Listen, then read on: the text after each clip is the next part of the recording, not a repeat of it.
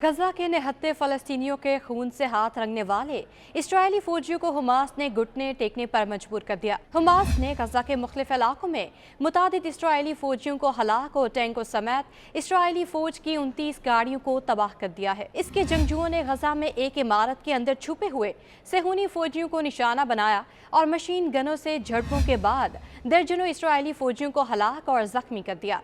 बयान में मजीद कहा गया कि गजा की पट्टी में दर अंदाजी के तमाम मकामात पर 29 इस्राएली गाड़ियों को भी तबाह कर दिया गया है। गजा के शुमाल में इस्राएली फौजी टैंकों को उस वक्त पसपा होना पड़ा जब हमास के अस्करी विंग ने हमले में 5 सेहूनी फौजियों को हलाक कर डाला। अल-रुतनेसी अस्पताल के करीब स्कूल में छुपे सेहूनी फौजियों और एक टैंक पर हमला किया। इस्राएली फोर्सेस ने हमले में 5 फौजियों की हलाकत की तस्दीक कर दी है। गजा जंग में इस्राएल की जानिब से शुरू किए गए ज़मीनी हमलों में अब तक 64 इस्राएली फौजी हमास के जंगजुओं के हाथों मारे जा चुके हैं, जबकि दर्जनों इस्राएली फौजी जख्मी हैं। अल जज़ीरा की एक रिपोर्ट के मुताबिक इस्राएली डिफेंस फोर्स का कहना है कि शुमाली गजा में भी हमास के साथ झड़पों के दौरान 2 इस्राएली फौजी मारे जा चुके हैं। इस्राएली फोर्सेस के मुताबिक जंग 7 अक्टूबर को शुरू होने वाली जंग के आगाज से लेकर अब तक 387 इस्राएली फौजी हलाक हो चुके हैं। दूसरी जानिब सिर्फ हमास के जंगजू ही नहीं, यमन के हौसी बागी भी इस्राएल के लिए बड़ा खतरा बन गए हैं। हौसी बागियों के तर्जुमान अंसारुल्लाह ने बहीरा अहमर में एक इस्राएली जहाज को कब्जे में लेने और इसके अमले समेत साहिल पर ले जाने की तस्दीक कर दी है। उन्होंने कहा कि इस्राएली जहाज के अमले के साथ इस्लामी उसूलों के मुताबिक सलूक कर रहे हैं। हौसी बागियों के तर्जुमान अंसारुल्लाह का कहना है कि गजा में इस्राएली जारहियत बंद होने तक इस्राएल के खिलाफ अपनी फौजी कार्रवाइयाँ जारी रखेंगे। हौसी बागियों ने यह भी ऐलान किया है कि वो इस्राएल की कंपनियों के ज़ेरे मलकियत तमाम बहरी जहाज़ों को निशाना बनाएंगे। हौसी फौज के तर्जुमान ने कहा कि वो इस्राएली कंपनियों के ज़ेरे मलकियत, ज़ेरे निगरानी चलने वाले या इस्राएली परचम के हामिल तमाम बहरी जहाज़ों को निशाना बनाएगा। तर्जुमान ने तमाम ममालिक से मुतालबा किया कि वो ऐसे किसी भी जहाज़ के अमले पर काम करने वाले अपने शहरियों को वापस बुला लें। उधर गजा के जनूबी इलाकों की सूरत हाल भी शुमाली इलाकों जैसी होती जा रही है।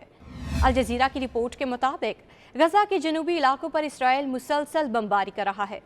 अल-नसीरात पनाह गुज़ीन कैंप समेत एक और पनाह गुज़ीन कैंप पर होने वाले अलहदा हमलों में तकरीबन 31 फ़लस्तीनी शहीद हो गए हैं, जिनमें 2 सहाफ़ी भी शामिल हैं।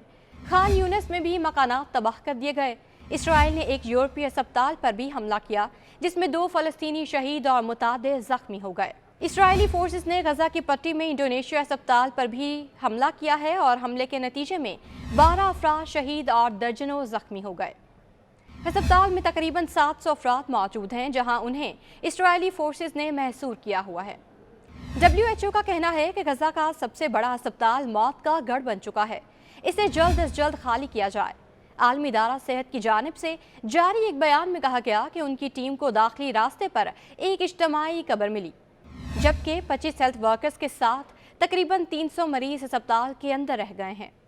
WHO के मुताबिक बकिया मरीजों, अमले और उनके अहले खाना को फौरी तौर पर अस्पताल से निकालने के लिए हिकमत अमली तैयार कर रहे हैं। करीबी तिब्बी मराकज़ पहले ही बहुत ज़्यादा भर चुके हैं। बयान में गजा के लोगों के शदीद मसाइब के पेश नज़र फौरी जंग बंदी पर जोर दिया गया। इसराइल की जानिब से गजा पर जारी हमलों में 7 अक्टूबर से लेकर अब तक शहीद फ़लस्तीनियों की तादाद 12,300 हो चुकी है, जिनमें 3,000 से ज़ायद बच्चे और 3,300 ख़वातीन भी शामिल हैं। हमलों में 30,000 से ज़ायद अफराद ज़ख्मी भी हैं। इसराइल ने गजा का मुकम्मल मुहासरा कर रखा है।